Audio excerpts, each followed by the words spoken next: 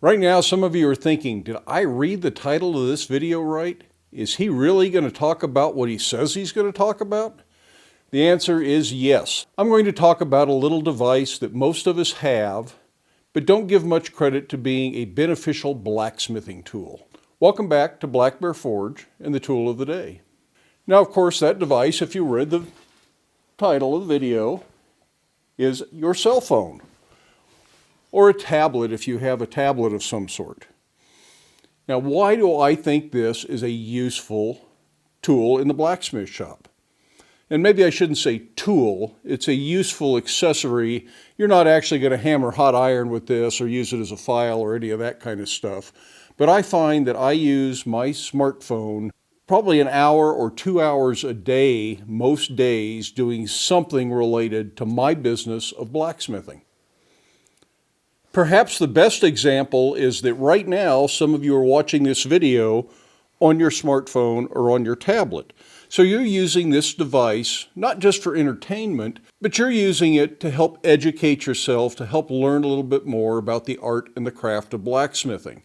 So that right there makes this a useful device in blacksmithing. Now, do you have to have this to do that? Of course you don't. There are other ways to do that. But if you're sitting in the boarding area at the airport, in the dentist office waiting for your appointment, or perhaps you're waiting for new tires on your car, you can be learning about blacksmithing just because you carry this little thing with you.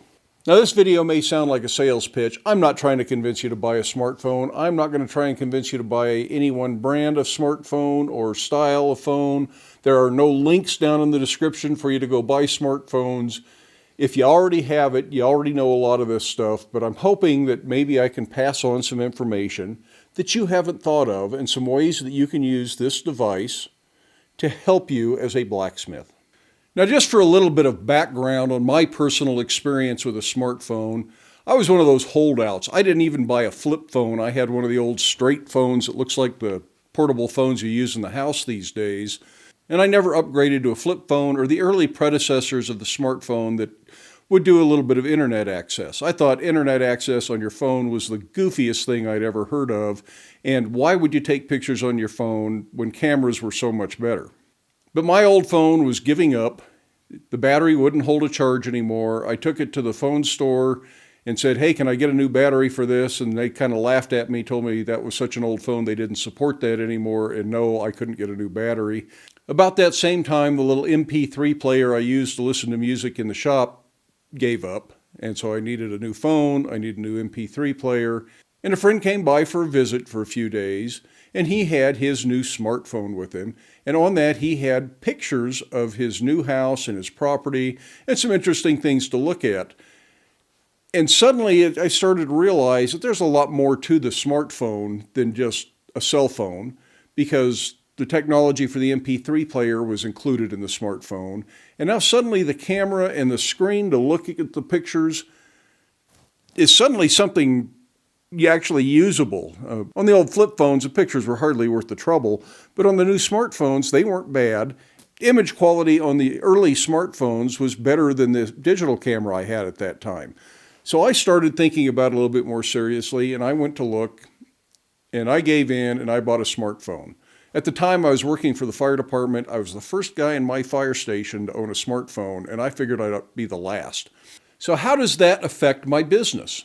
Well, at that point in time, we were allowed to use the city's computers at the fire station for a little bit of personal internet access, but we were not allowed to use it for any kind of personal business, meaning I could not interact with my customers over the internet using the city's internet connection and computer, even though it was okay to do a little bit of that stuff in your off time in the evenings. You just couldn't use their computer for it. So now suddenly I have a device in my hand that I could email a customer, or a customer could email me, and I didn't have to use the city system.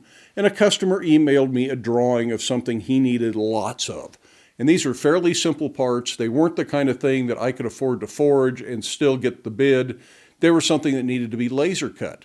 So I took his drawing from the email. I forwarded that email to my wife, who happens to be a whiz at AutoCAD, and she drew up a nice AutoCAD drawing of the parts and sent it to me as a DXF file. Now, CNC equipment like laser cutting, water jet cutting typically uses a DXF file to run their equipment. So that's the file they need. And you don't have to pay that service then to do the drawings. So I sent that DXF file to a laser cutting company. They sent me back a bid. I figured out what my quote for the customer was. I sent that to the customer, all from my cell phone so far. He sent me an email back, got the job. I then emailed back to the laser cutter, said, go ahead with the work. And this was all while I was away from home, away from the computer, someplace where I didn't have reliable internet access except for what my smartphone gave me. And I was able to do all that, provide good customer service, quick turnaround time, good communication, communicate with my supplier, all while I was away from home. And right then, the light bulb came on, and I recognized just what a practical tool this was going to be for my business. And at that time, I had no idea how many other things I would do with it. But I figured if I could email customers when I wasn't at home and I was away for 24 or 48 hours at a time, that was beneficial. So certainly using a smartphone for all the things you'd normally use a phone for and for basic emailing makes it worthwhile if you're running a business. But does that help you out if you're a hobbyist blacksmith? What does the smartphone do for you? Well, probably you don't need to email customers, but you might need to call suppliers. And if you've got a shop like mine, I don't have a phone line up here. So this is the only phone service I get. And even though our phone service is bad, I can still get a hold of suppliers if I need to and order stuff. Or if I have some issue with a piece of equipment, I can call a buddy that knows more about it than I do and get some advice on how to tweak, tune, or adjust that particular piece of equipment.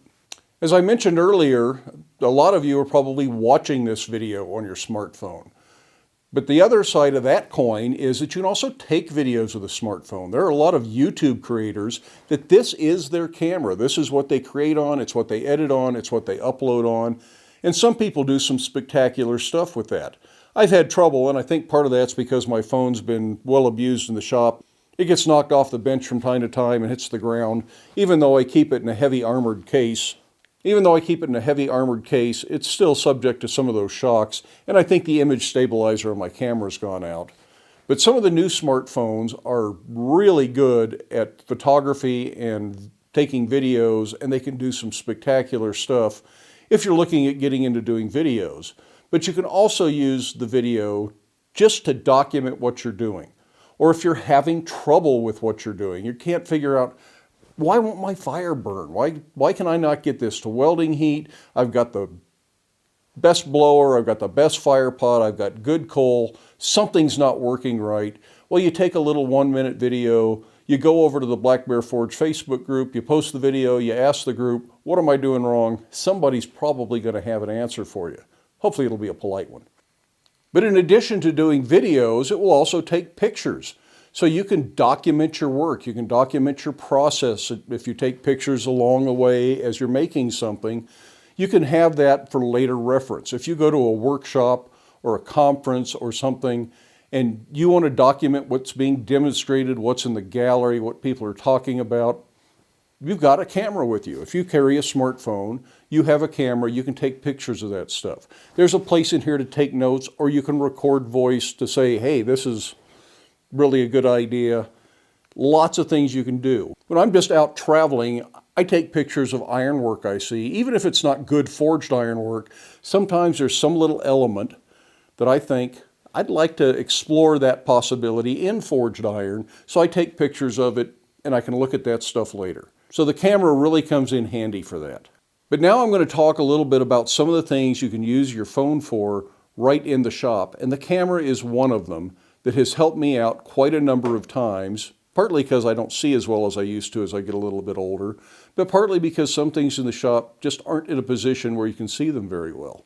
For instance, if you need to do some work on a piece of machinery like a drill press, and you need to know what the amperage and voltage of the motor is, and it's on this plate back here right up against the wall, well, maybe I don't want to move that out of here just so I can read that when I know I'm not going to actually do the work till the parts come, and then I got to put it back, and then I got to move it out again. This solves the problem. All you got to do is bring up your camera, put it in selfie mode, put it back behind the motor that you want to take a picture of, and you can see, sort of like a mirror, the nameplate on the motor, and then you can look at it right here on the phone, and I can read that, and I know it's a 1725 RPM motor. I know it's single phase. I knew that anyways. And I know that it runs at 9.6 amps. The information I need is right there. I didn't have to move the machine. It was easy to get to. Sometimes it's not the nameplate on a motor or a piece of machinery you're trying to look at. It might be just trying to look and see how some part relates or adjusts on the back of something, and you just can't quite see what tool you're going to need or something like that. You can't quite feel around the back. Same trick works very well for that. Now, another place where that same trick can come in handy is if you're trying to read something that has really fuzzy or hard to read print, like this tap I have in my hand. I think it's the right size tap, but I don't know. I can't read that. And some of them, it's black letters on a gold tool, and that's pretty easy to read on those coated tools, but black letters on this black tool can be kind of hard to read. So if I line that up in the camera here, and you might have to take 2 pictures as you turn this, but then hopefully you can look at the pictures, zoom in on it, and I see a 10 in the first picture and an NF in the second picture. So it's number 10 National Fine, or 32 threads per inch. And it looks like I see part of the 3 there. If I turned it just a little further, took a third picture, I could see the 32. But I know a number 10 National Fine is 32 threads per inch. So if that's what I wanted, that's the right tap. Another thing most smartphones have on them is a flashlight. Sometimes this comes in handy. I've actually used this when I've shut down the shop at night and it is pitch black in here when I turn the lights out, and I need this just to find my way from where the light switch is behind me to the door, which is over there. So sometimes the light comes in handy, but it also comes in handy again if you're working on things that are kind of dark, like a wiring box back inside of a machine and you got to be able to see where all the terminals are. This might be the thing that really helps. Now, I keep a regular flashlight in the shop, so I don't use it often. But this one's always with me, and the other one, maybe not.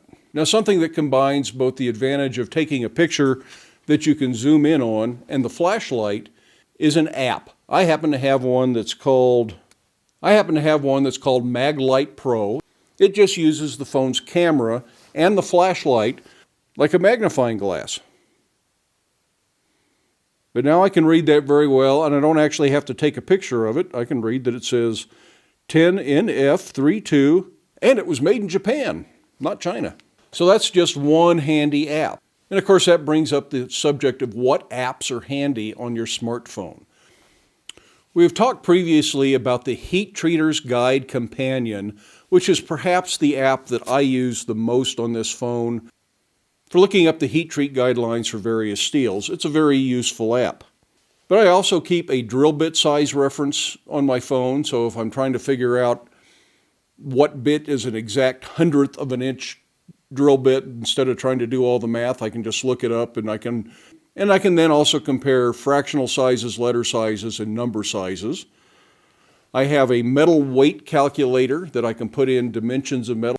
Say I want to make a 4-pound hammer, I can put in various dimensions of 1.5 by 1.5 by 4 inches, 1.5, 5 inches, 1 3/4 by 1 3/4 by 4 inches, and I can see what those different starting materials weigh without having to cut them and weigh them.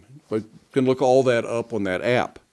I keep a little conversion app that I frequently use for inches to millimeters. It'll just give you the conversion from one unit of measurement to another compatible unit of measurement. I also keep a sheet metal gauge app on my phone. And that's one that just tells me what the thicknesses of various sheet metal gauges are. And there are probably lots of other apps that you can use to make your life easier in the shop. Just little reference materials. If you are a welder, I am sure you can find all of your wire speeds and voltages and amperages and everything else on an app for your phone. One thing I haven't found, and I haven't looked in a while, so maybe it's there now, I haven't found the Victor torch tip guide in an app, and that would be really handy to have on an app, so I still keep the little card over by the torch. I have a camera scanner app, which essentially takes a picture of something, but then converts it to a PDF, so you can send documents as PDF files instead of just as photographs. A while back, I was speaking with a gentleman who is an instructor of welding at a community college. He says he used to get a little bit irritated at his students for pulling out their smartphones all the time, until he realized that all of the reference materials that he had, books and charts and tables and little notes, that was a big stack of material that he had to keep around to look up all that information, was all available on the phone, and his students could find it faster and more efficiently than he could. So now he's a convert and he's got all the apps on his phone. Now earlier in the video, I said something about using the phone for several hours a day. And that's not really every day, but is that just looking things up on apps? Am I watching YouTube videos? Am I using it as a camera? Really, that's not what I use it for most of the time, although a lot of people do that stuff. I probably use some reference app in the shop at least once a day, maybe twice a day. But what I'm really doing on the phone is running my business. It's checking the email, it's answering text messages, and it's social media, which YouTube is a form of social media. And I will do a video at some point on how I feel social media benefits you as a blacksmith and benefits the blacksmithing community, and specifically on how it can benefit your business if you're in the business of blacksmithing. But a lot of social media works right off the cell phone. You can use Facebook, YouTube, Instagram, Twitter, Snapchat, all of that stuff. And some of those I don't use, but I have found that Instagram is a big driver of my business these days. I get more direct sales from people who saw me on Instagram and said, "Ooh, I saw this thing you made. I want one like it," or "Can you make me this?" or something like that. But so many of my customers first heard about me on Instagram that it has been the most valuable thing I have ever done to market my business.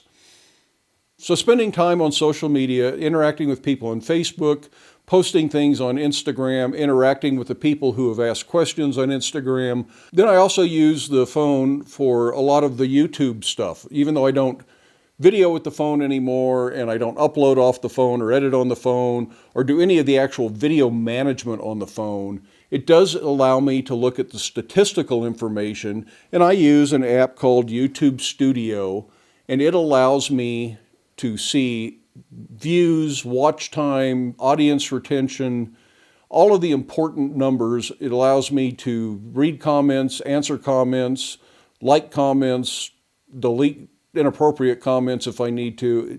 All of that stuff that I need to do, I don't have to be in the house. I don't have to be in front of a computer. The downside to all that is that when I take a vacation, this goes with me and I'm still doing that stuff. So even if I'm not in the shop for a week because I went to visit family, I am still actively managing my business and my social media marketing and the YouTube channel right here from the phone, because it is that powerful of a tool for my business and for my shop.